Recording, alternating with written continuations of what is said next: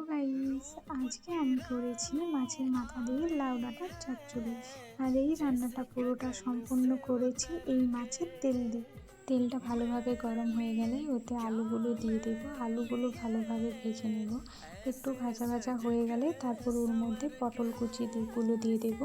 পটলগুলো ভালোভাবে ভাজা হয়ে গেলে বেগুনগুলো দিয়ে দেবো। বেগুনগুলো ভালোভাবে ভাজা হলে পরিমাণ মতো লবণ মিশিয়ে নেব। তো এইরকম আরও নিত্য নতুন সহজভাবে রেসিপি পাওয়ার জন্য দয়া করে আমার চ্যানেলটাকে লাইক, কমেন্ট অ্যান্ড সাবস্ক্রাইব করে রাখুন। এরপর ডাঁটাগুলোকে দিয়ে দেবো। ডাঁটাগুলো একটু নাড়ার পরে চাপা দিয়ে দেবো যাতে ওর হালসানি ভাবটা কেটে যায়। তারপর ঢাকনা খুলে আবারও ভালোভাবে নেড়ে নেব। নাড়া হয়ে গেলে আমরা এখানে লাউ শাকগুলো দিয়ে দেবো। লাউ শাকটা দিয়ে ভালোভাবে নাড়তে থাকবো। প্লিজ বাড়িতে আপনারা এরকম বানিয়ে দেখুন, বাচ্চা থেকে বড়রা সবাই আঙুল চেটে পুটে খাবে।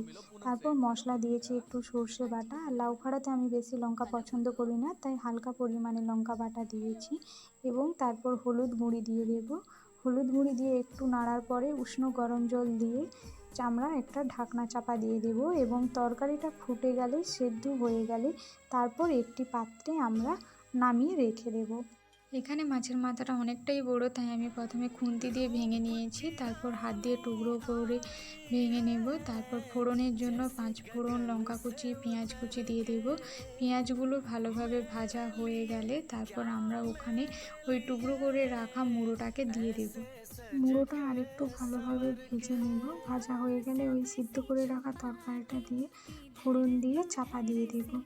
এটা যেহেতু লাউ খাড়ার চচ্চড়ি, তাই বেশি আমি ঝোল রাখবো না, পুরো শুকনো শুকনো করে দেব। এই দেখুন আমার তরকারিটা আজকে প্রায় রেডি। আজকে আমার গরম ভাতের সাথে মাছের মাথা দিয়ে লাউ ডাঁটার চচ্চড়ি। টান টানা।